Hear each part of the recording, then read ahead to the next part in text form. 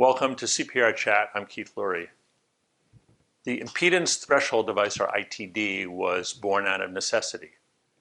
When we perform conventional CPR, it's just not that good. We get about 20% of normal cardiac output, normal circulation of the heart and the brain. And back in the early 1990s, we discovered that if we regulate air in and out of the lungs during CPR in a more effective way, we can actually double or triple circulation. Sounds like a counterintuitive idea. So I want to take you through how we discovered it and the device that then does this regulation. This is a simple little balloon model, and when you push down on the chest, we can show that the pressure inside the chest goes up and blood flows out of the heart to the brain, and air flows out of the lungs out to the atmosphere.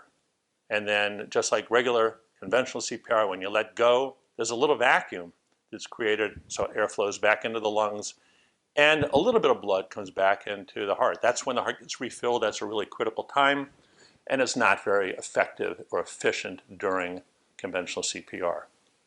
So we discovered quite a counterintuitive idea that when you push down on the chest and then you block air from rushing back into the lungs, this results in a greater vacuum inside the thorax, and the heart actually fills up with twice as much blood during the recoil phase. This was confirmed in animal models and eventually in people, that we could double blood flow to the heart and double blood pressure in patients in cardiac arrest. So how do we accomplish this without putting our finger over the endotracheal tube each time the chest wall recoils? So we basically developed a little valve called the Impedance Threshold Device, or ITD. And this fits on an endotracheal tube or a face mask or supraglottic airway. So when you push down on the chest, air can freely flow from the chest out through the ITD. But when you let go and the chest wall recoils, air cannot come back into the thorax. So it impedes airflow into the thorax during the recoil phase. But of course, you can give a positive pressure breath with a resuscitator bag, and you can easily ventilate the patient.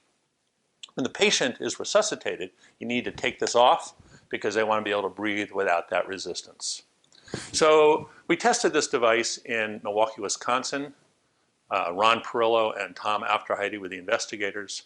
And that was in the early 2001-2002 timeframe. And what we discovered with conventional CPR is that indeed, comparing a sham versus active ITD, you had double the blood pressure with the active ITD. But that study was so much more than just an ITD study. We discovered that people were getting hyperventilated, and that was deadly in animals. We discovered people were not allowing the chest to fully recoil, and that was deadly in animals.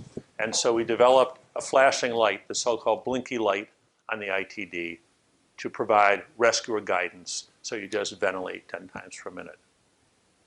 So this counterintuitive idea of impeding airflow into the lungs turns out to be a life-saving idea. In large clinical trials, initially shown to have no effect, the ITD was then recognized that when used with high-quality CPR, you could double neurologically intact survival.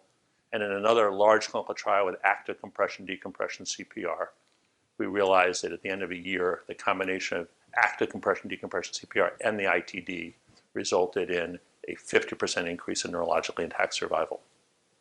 That's the story of the ITD.